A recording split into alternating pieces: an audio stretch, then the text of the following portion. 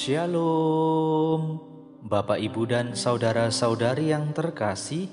Jumpa lagi dalam Sikat Sabda Iman Katolik, Jumat Pekan Advent kedua, 10 Desember 2021. Bacaan dari Injil Matius bab 11 ayat 16 sampai 19. Marilah kita siapkan hati dan pikiran kita untuk mendengarkan sabda Tuhan. Semoga Tuhan beserta kita, sekarang dan selama-lamanya. Inilah Injil suci menurut Matius. Dimuliakanlah Tuhan. Yesus berkata kepada orang banyak, "Dengan apakah akan kuumpamakan angkatan ini? Mereka itu seumpama anak-anak yang duduk di pasar dan berseru kepada teman-temannya, 'Kami meniup seruling bagimu, tetapi kalian tidak menari. Kami menyanyikan kidung duka, tetapi kalian tidak berkabung. Sebab Yohanes Pembaptis datang, ia tidak makan dan tidak minum, dan mereka berkata, ia kerasukan setan. Kemudian Anak Manusia datang, ia makan dan minum, dan mereka berkata, lihatlah, seorang pelahap dan peminum, sahabat pemungut cukai dan orang-orang berdosa. Tetapi hikmat Allah dibenarkan oleh perbuatannya." Demikianlah sabda Tuhan. Terpujilah Kristus. Bapak, Ibu, dan saudara-saudari yang terkasih, renungan hari ini akan dibawakan oleh Suster Agnita Dege SRM dari Papua. Selamat mendengarkan.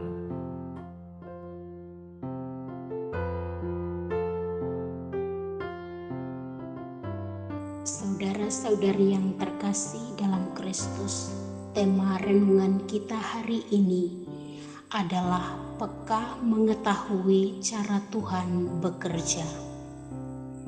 Saudara-saudari yang terkasih dalam Kristus, hari ini kita mendengar ungkapan hati Yesus yang bersedih melihat kedegilan hati dan sikap bangsa Yahudi yang pelin-pelan, yang pongo, sombong melihat cara Allah bekerja, dan sebaliknya mereka justru mencari-cari kesalahan untuk membenarkan sikap mereka.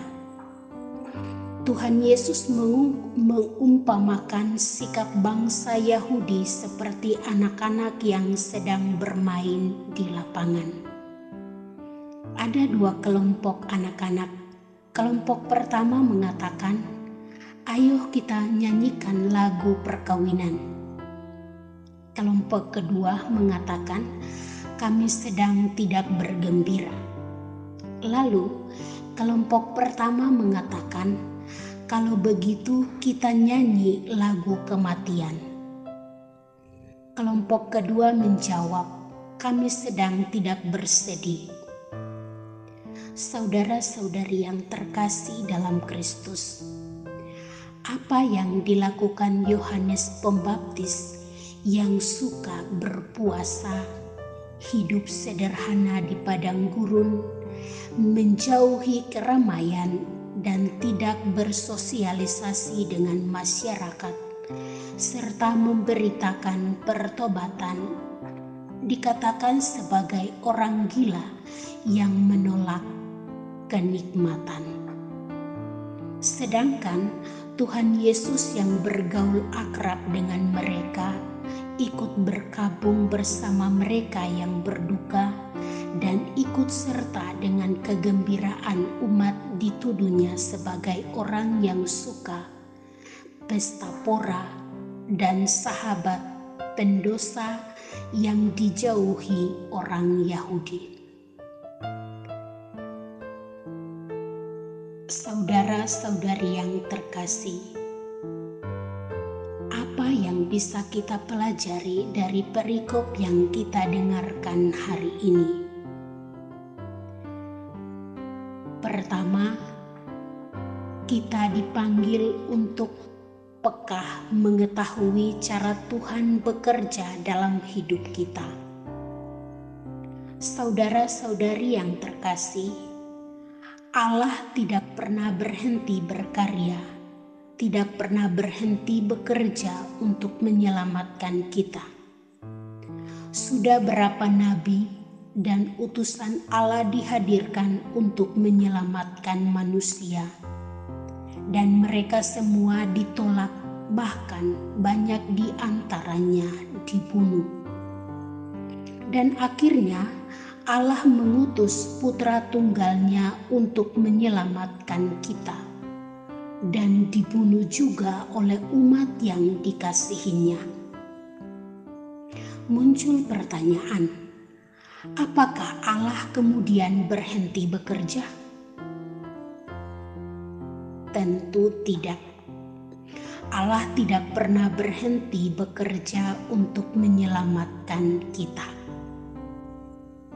Yang dibutuhkan adalah keterbukaan hati kita, kerendahan hati kita, serta kepekaan hati kita melihat tanda-tanda kehadiran Allah serta cara-cara Allah bekerja dalam hidup kita.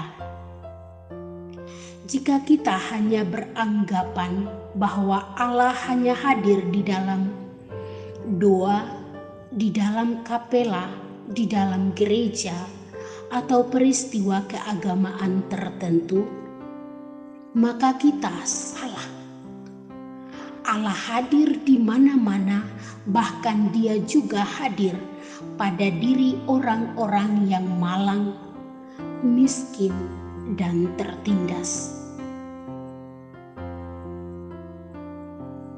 Apakah kita beranggapan bahwa Allah bekerja pada peristiwa atau kejadian yang spektakuler, mujizat-mujizat yang hebat-hebat saja? Jika kita beranggapan seperti itu, maka anggapan kita salah. Allah berkarya dalam banyak cara, termasuk kejadian-kejadian sederhana, kebiasaan-kebiasaan yang kita alami sehari-hari, termasuk pada pengalaman yang tidak enak yang kita alami. Tuhan Allah juga bekerja pada peristiwa-peristiwa yang tidak enak dalam hidup kita. Bencana alam, peristiwa kehilangan, gempa bumi, dan lain sebagainya. Allah tidak tinggal diam bekerja dalam hidup kita untuk menyelamatkan kita semua. Saudara-saudari yang terkasih, poin kedua, Tuhan mengajari kita untuk menemukan hikmat di balik peristiwa hidup kita, melatih kepekaan kita bahwa ada berkat tersembunyi di balik semua peristiwa hidup kita. Yang kita butuhkan adalah peristiwa percaya, iman yang teguh bahwa Allah sungguh baik kepada kita, bahwa Allah sungguh peduli, Allah sungguh ingin menyelamatkan kita. Tuhan mengatakan, hikmat Allah dibenarkan oleh perbuatannya. Di balik perbuatan Yohanes Pembaptis yang dicap oleh orang Yahudi sebagai orang gila, banyak orang diselamatkan dan berpaling kepada Allah. Di balik karya Yesus yang dicap sebagai orang yang suka pesta pora dan sahabat orang berdosa, banyak orang diselamatkan, banyak orang berdosa bertobat, dan kita semua ditebus oleh Dia. kita semua diundang untuk percaya dan memperkuat iman kita bahwa Allah sungguh bekerja dalam hidup kita.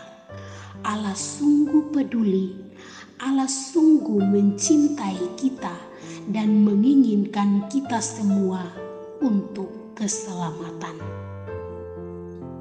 Saudara-saudari yang terkasih, marilah kita buka hati dan budi kita seluas-luasnya sekaligus mohon rahmat agar kita semakin peka menanggapi kehadiran dan cara kerja Tuhan bekerja dalam hidup kita, agar kita terus merasakan kasih dan keselamatan yang dianugerahkannya. Janganlah membatasi cara Tuhan bekerja dengan konsep dan pemikiran kita, sebab Tuhan mempunyai caranya sendiri untuk menyelamatkan kita. Kasih-Nya dan kuasa-Nya sungguh tak terselami oleh manusia. Hikmat-Nya sungguh tak terduga dalamnya, serta pikiran-pikirannya tak terselidiki oleh otak manusia yang terbatas. Semoga Tuhan Yesus Kristus semakin merajai hati kita, sehingga membuka hati dan budi kita untuk peka menyadari kehadiran Allah dan caranya bekerja dalam hidup kita. Amin. Tuhan Yesus memberkati kita semua.